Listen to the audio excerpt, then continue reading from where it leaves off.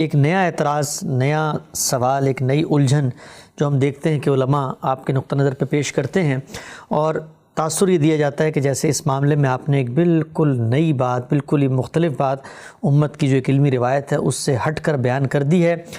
سوال پر میں اعتراض پر سیدھا آتا ہوں۔ وہ اعتراض یہ ہے کہ غامدی صاحب نے صرف 5 چیزوں کو حرام قرار دیا ہے اور وہ اسی پر اصرار کرتے ہیں، اسی کو بیان کرتے ہیں، اور غامدی صاحب کو سننے والے ایک آدمی کو یہ تاثر جاتا ہے کہ دین اور شریعت میں صرف 5 چیزیں حرام ہیں۔ سورہ اعراف کی آیت 33 بے شمار جگہ آپ سے سوالات کیے گئے اور آپ نے جواب دیا کہ اللہ تعالیٰ نے یہ بتا دیا کہ ان 5 چیزوں کے علاوہ کوئی چیز حرام نہیں ہے۔ پہلا سوال، بنیادی سوال، آپ جب یہ کہتے ہیں کہ صرف یہ 5 چیزیں حرام ہے تو اس سے مراد کیا ہے؟ اور شریعت میں بہت بڑی تعداد ہے باقی حرمتوں کی، ان کو کیا آپ مانتے ہیں یا نہیں مانتے؟ سب سے پہلے تو یہ سمجھ لیجئے کہ ہم جب کسی پر اعتراض کرتے ہیں تو اس میں ہمیں طریقہ کیا اختیار کرنا چاہیے۔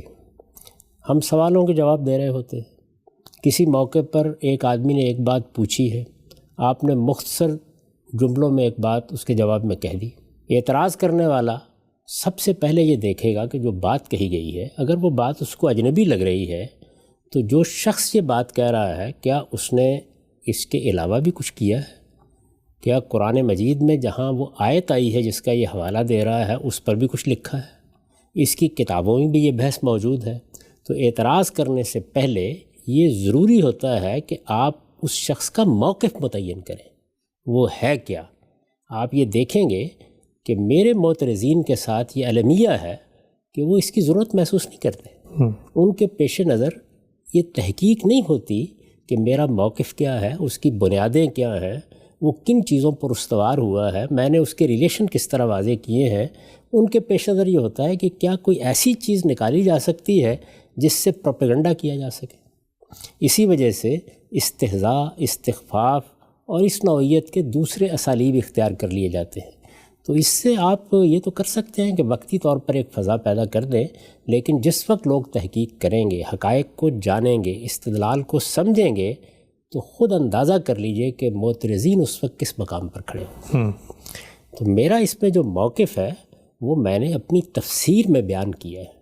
یہ سب کو معلوم ہے اور یہ اب کوئی چھپی ہوئی بات نہیں ہے کہ میں پورے قرآن مجید کی تفسیر کر چکا ہوں۔ ٹھیک، یہ تفسیر 5 مجلدات میں ہے۔ جس آیت کی بنیاد پر میں نے یہ بات کہی ہے، جن آیات کی بنیاد پر کہی ہے، وہ سورہ اعراف کی آیات ہیں۔ ٹھیک، وہ آیات ظاہر ہے زیر بحث آئی ہیں، ان پر میں نے کچھ لکھا ہوگا، اس کی کوئی توضیح کی ہوگی، اس کا کوئی پس منظر بیان کیا ہوگا۔